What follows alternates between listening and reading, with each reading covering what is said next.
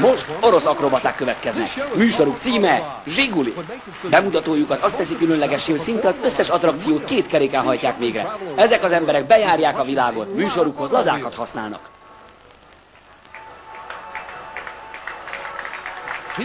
Az autók egy keringő dallamára táncolnak. Úgy tudnak megmaradni két keréken, hogy a gumikat túlfújják. Persze az ügyes sofőrök nélkül nem imbolyognának így.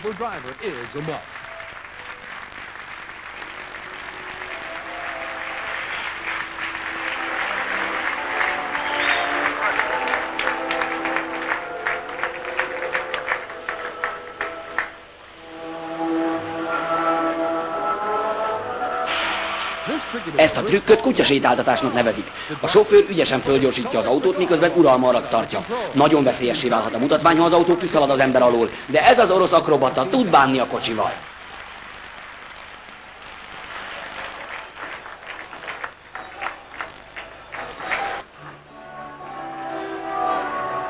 Ez az attrakció a nézők kedvence. Az akrobaták leszerelik a kerekeket az autókról, csak hogy akad közben egy probléma. Honnan vegyenek két új gumit?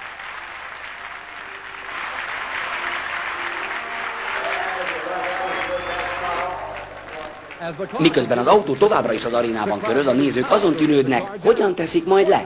Szerencsére akad két új gumi a csomagtartóban, és ezek kerülnek a régiek helyére.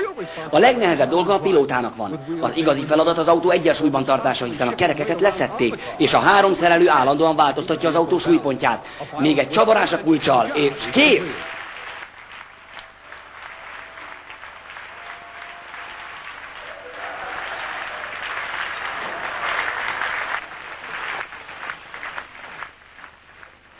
A fináléban az orosz Zsiguli csapat mind a 12 tagja, 11 férfi és egy nő autókba és autókra pattan.